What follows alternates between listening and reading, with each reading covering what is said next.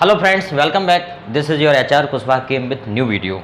My today's video on the ways of phrase.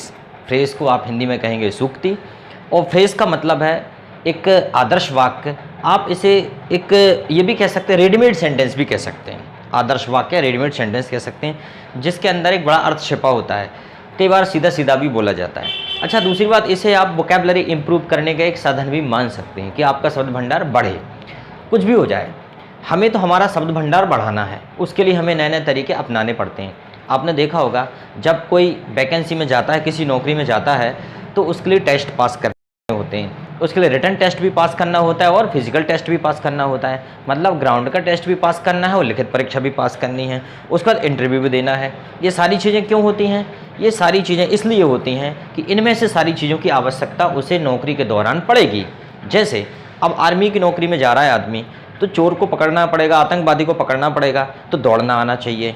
कई बार ज़्यादा वजन लेके भी चलना पड़ेगा, सैनिकों की मदद भी करना पड़ेगा, तो उसके लिए व्यक्ति जो है फिजिकली फिट होना चाहिए। तो वो सारी की सारी ट्रेनिंग पहले ही करवा दी जाती है। रस्सी से लटकना होता है, वो क्यों? क्योंकि दुर्गम पहाड़ियों पे कई बार पहाड़ियों को पार करते टाइम, नदी को पार करते टाइम, कई बार बाढ़ की स्थिति में जनता को बचाने के लिए उनको इस प्रकार के स्टेप्स लेने पड़ते हैं, इस प्रकार का काम करना होता है।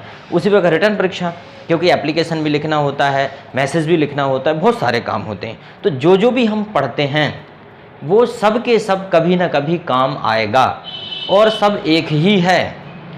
चाहे हम वोकैबुलरी पढ़ें, टेंस पढ़ें, मॉडल पढ़ें, स्ट्रक्चर पढ़ें, ग्रामर पढ़ें, या स्पोकन इंग्लिश पढ़ें, या लिटरेचर पढ़ें, सब का मतलब एक ही है, अंग्रेजी सीखना।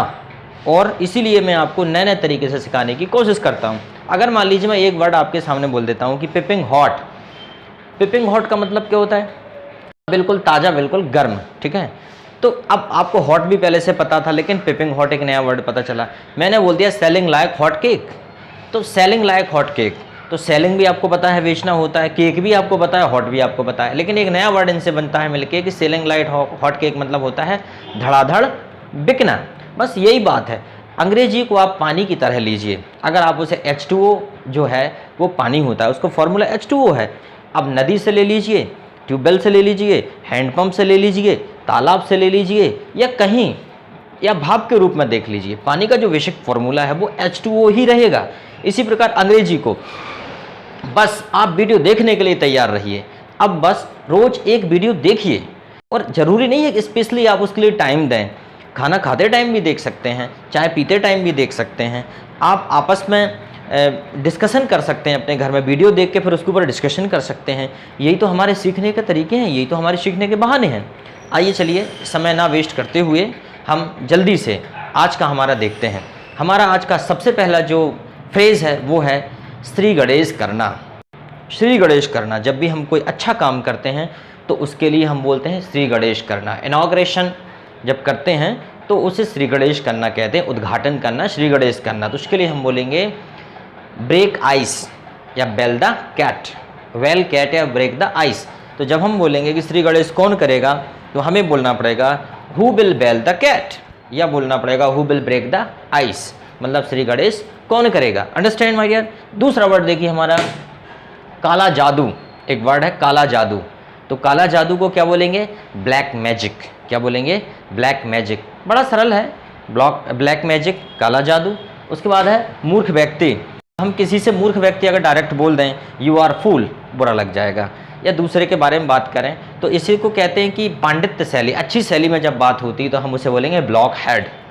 He is block head man, he is block head. वो तो भैया ब्लॉक हेड है, इस टाइप से ब्लॉक हेड। ब्लॉक हेड का मतलब वो नहीं किसी ब्लॉक का हेड, वो अलग बात होती है। यहाँ मतलब ब्लॉक मतलब जिसका दिमाग कुंद है, बिल्कुल बंद है, वो वाला, ठीक है। फिर उसके बाद आता है जैसे अपन बोलते हैं ना बचपन का यार, लंगोटिया यार, ठीक है ना, तो उसे हम बोलेंगे वॉशम फ्रेंड। सबके बचपन के यार होंगे, ठीक है। जब गांव जाते हैं लौट के, अभी तो कोरोना के कारण सभी लोग मिलके अपने बचपन के दोस्तों से ही मिल रहे हैं, सभी लोग बाहर से आ गए और बचपन के दोस्तों के पास अपना टाइम स्पेंड कर रहे हैं। तो बचपन का यार जो होता है उसे बोलेंगे bosom friend, he is my bosom friend. Understand. उसके बाद है मनगढ़ंत कहानी, ठीक है। कुछ मनगढ़ंत कहानी बोल देते हैं लोग, कुछ भी कहानी बना के और आपको गुमराह कर देते हैं, और वो कहते हैं कि ये कहानी उनने बनाई है। तो आप क्या बोलेंगे? मनगढ़ंत कहानी को क्या बोलेंगे? Cock and bull story. क्या बोलेंगे friends? Cock and bull story, मनगढ़ंत कहानी। फिर हमारा अगला वर्ड आता है कर्मठ व्यक्ति। कर्मठ व्यक्ति, आपने देखा होगा जब किसी नेता का विज्ञापन आता है चुनाव के पहले, खासकर, ठीक है ना, चुनाव के पहले नेताओं का विज्ञापन आता है, उसमें लिखा रहता है कर्मठ, जुझारू, मिलनसार, ठीक है ना। उसके बाद समाज के चहेते, लाड़ले, और ना जाने क्या क्या वर्ड अति संयुक्ति होते हैं। और फिर पता चला कि वही लाड़ले नेताजी का चुनाव के बाद पता नहीं चलता, वो कहाँ विलुप्त हो जाते हैं। फिर उनको ढूंढने के लिए फिर तो माइक्रोस्कोप से भी देखो तो भी वो नहीं दिखेंगे, ठीक है। वही लाड़ले और कर्मठ, जुझारू, उनको पता नहीं चलता। और फिर बाद में पता चलता है वो कर्मठ और जुझारू वो किस काम में है। आप समझ गए होगे, 2 नंबर के काम में वो कर्मठ और जुझारू होते, ठीक है। तो कर्मठ और जुझारू व्यक्ति को क्या बोलेंगे? Man of action. लेकिन एक अच्छे सेंस में देखा जाए तो बोलेंगे man of action. The person who is active in a work is called the man of action. फिर उसके बाद बात आती है विधि गुणों वाला व्यक्ति। विधि गुणों वाला व्यक्ति जिसमें बहुत सारे गुण हों, जिसे शास्त्रों का भी ज्ञान हो और भी अन्य चीज़ों का ज्ञान हो, समाज का ज्ञान हो, उसे बोलेंगे मैन ऑफ लेटर्स। क्या बोलेंगे? मैन ऑफ लेटर्स, विधि गुणों वाला व्यक्ति। उसके बाद है दुनियादारी समझने वाला व्यक्ति। क्या बोलेंगे फ्रेंड्स? दुनियादारी समझने वाला व्यक्ति, समाज को, दुनिया को जानने वाला व्यक्ति, उसे बोलेंगे मैन ऑफ वर्ल्ड। जैसे हमारे जो पिताजी होते हैं, दादाजी होते हैं, चाचा जी होते हैं, वो सब क्या है? मैन ऑफ वर्ल्ड होते हैं। उन्हें दुनिया की बहुत जानकारी होती है, हमें उतना अनुभव नहीं होता। नाना जी होते हैं, मामा जी, वो हमें बताते हैं, मौसा जी, कि दुनिया में क्या है, तो हम उन्हें बोलेंगे मैन ऑफ वर्ल्ड, दुनियादारी समझने वाला व्यक्ति। उसके बाद है नगद पैसा। नगद पैसा, अपन किसी को बोलते हैं नगद पैसा तो अब वो बेसिकली आप बोलते रहता कैश मनी, ये नहीं, यहाँ पे रेडी मनी। क्या बोलेंगे? Ready money.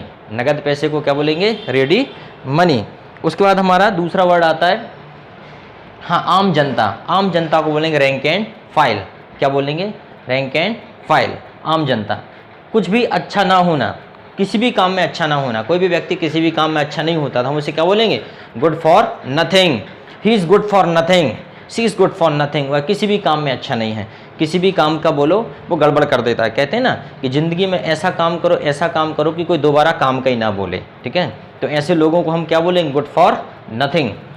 बहुत कठिन कार्य, इसे बोलेंगे हरकुलन टास्क। कठिन कार्य क्या होगा? हरकुलन टास्क, ठीक है। जैसे कि असंभव कार्य होता है, हम बोलते हैं ना इम्पॉसिबल वर्क, इसी प्रकार बहुत कठिन कार्य बोलेंगे हरकुलन टास्क। और एकांत में पत्नी का डांट, एकांत में पत्नी का डांट, ये भी है, इसे बोलेंगे कर्टेन लेक्चर। क्या बोलेंगे? Curtain lecture. इसके बाद है फ्रेंड साधारण आदमी। क्या बोलेंगे? Man of street. अगर आपको यह वीडियो अच्छा लगता है इसे लाइक कीजिएगा, सब्सक्राइब कीजिएगा और कमेंट्स कीजिएगा, और अपने दोस्तों को भी बताइएगा, अपने परिवार के सदस्यों को बताइएगा किस प्रकार से यह वीडियो उनके लिए और आपके लिए उपयोगी हो सकता है। Thank you very much, have a good day.